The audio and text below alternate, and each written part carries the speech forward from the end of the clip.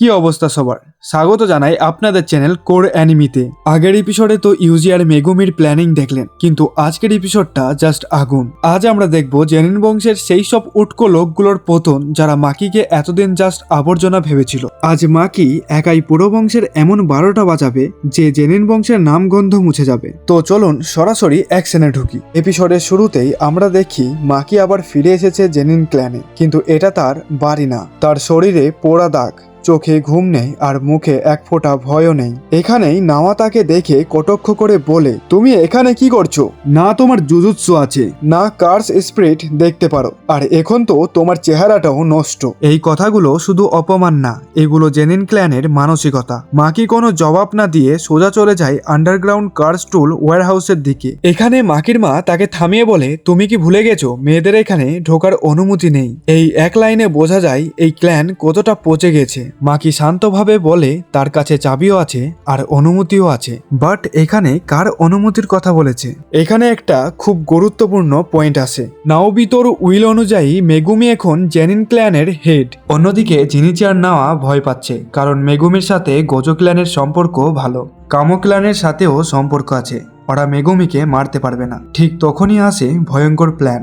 আমরা মেগুমি, মাকি আর মাই এদের তিনজনকে মেরে সবাইকে বলবো ওরা গোজোকে মুক্ত করতে চেয়েছিল। আর সবচেয়ে ভয়ঙ্কর ব্যাপার, এই প্ল্যানটা বানিয়েছে মাকি নিজের বাবা ওগি। ওয়্যারহাউসের ভিতরে ঢুকে মাকি দেখে সব কার্স টুলস উধাও, আর সামনে দাঁড়িয়ে আছে তার বাবা ওগি জেনিন, আর তার পায়ের কাছে পড়ে আছে রক্তাক্ত অবস্থায় মাই। ওগি আগেই মাইকে ছুরি মেরেছে। এখানেই বোঝা যায় এই লোকটা বাবা না, এই লোকটা জেনিন ক্ল্যানের দানব। মাকে এই দৃশ্য দেখে ওগিকে মারতে যায়। তার হাতে ড্রাগনবর্ন কার্স টুল, যেটা বানিয়েছিল জুজুৎসু। সে ওগির কাটানা ভেঙে দেয়, কিন্তু ওগি কার্সড এনার্জি দিয়ে মাকিকে ভয়ঙ্করভাবে আঘাত করে। ওগি বলে, তোমাদের জন্যই আমাকে হেড বানানো হয়নি, তোমরা আমার জীবনের কলঙ্ক। এরপর সেই মাকি আর মাইকে একটা চেম্বারে ছুড়ে ফেলে দেয়, যেখানে আছে গ্রেড 2 আর তার নিচে কার্স স্পিরিট। সে বলে এরা তোমাদের খেয়ে ফেলবে। এখানেই আসে এপিসোডের সবচেয়ে ইমোশন মোমেন্ট। মাই কাঁপতে কাঁপতে মাকির কাছে আসে। মাকি হার্ট তখনও চলছে। মাই নিজের শ্বাস দিয়ে মাকিকে বাঁচানোর চেষ্টা করে। তারপর সে বলে, আমার যমজ হওয়াই তোমার দুর্বলতা। জুজুৎসু জগতে যমজ মানে একজন মানুষ। মায়ের কার্স টেকনিক থাকার কারণে মাকি পুরো হেভেনলি রেস্ট্রিকশন পায়নি। মাই জানে সে মারা গেলে মাকি তোজির মতো সম্পূর্ণ শক্তি পাবে। শেষবার সে মাকির হাত দেয় আর বলে সবকিছু ধ্বংস করে দিও।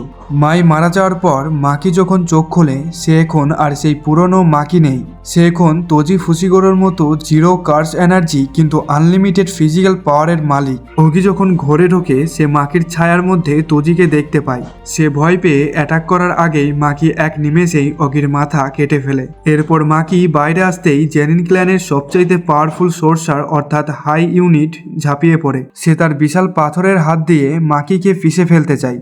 মাকি স্রিফ এক হাতে সেই পাথর ভেঙে বের হয়ে আসে এবং মুহূর্তের মধ্যে চুজোর বুক চিরে তার দিল বের করে নেয়।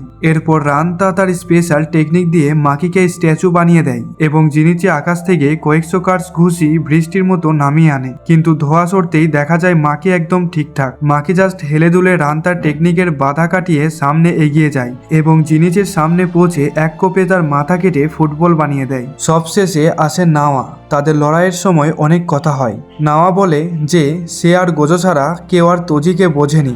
নাওয়া তোজিকে ভেতরে ভেতরে ভয় পেত, কারণ তোজির সেই দাপট দেখে সে ছোটবেলায় একদম কেঁপে গিয়েছিল। মুখে সে তোজিকে ইউজলেস বললেও আসলে সে তোজির মতো হতে চেয়েছিল। নাওয়া তার 24 FPS টেকনিক ব্যবহার করে সে এক সেকেন্ডে 24টি মুভ ভাগ করে এমনভাবে নড়ছিল যে মাকি তাকে ট্র্যাক করতে পারছিল না। মাকি তখন শান্ত হয়ে দাঁড়িয়ে এবং বাতাসের ভাইব্রেশন রিড করতে শুরু করে। নাওয়া যখন তাকে স্ট্যাচু বানানোর জন্য টাচ করতে আসে, মাকি ঠিক সেই 24 FPS স্পিড ধরে ফেলে। মাকি এক মারাত্মক ঘুষি নাওয়ার মুখে বসিয়ে দেয়। সেই এক আঘাতেই নাওয়ার পুরো মুখ চুরমুর হয়ে যায়।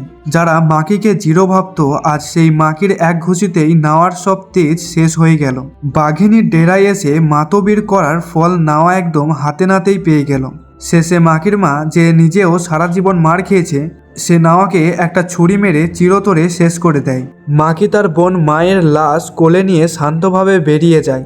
জেনিন বংশের 21 জন বাঘা বাঘা মেম্বার আজ মাকির হাতে খতম। মাকি যাওয়ার আগে তার মায়ের ওপর হওয়া সব অপমান শোধ নিয়ে যায়। তো বন্ধুরা, মাকির এই রিভেঞ্জ আপনাদের কেমন লেগেছে? কমেন্টে জানান। ভিডিওটি ভালো লাগলে লাইক দিন আর সাবস্ক্রাইব করুন। দেখা হচ্ছে পরের ভিডিওতে।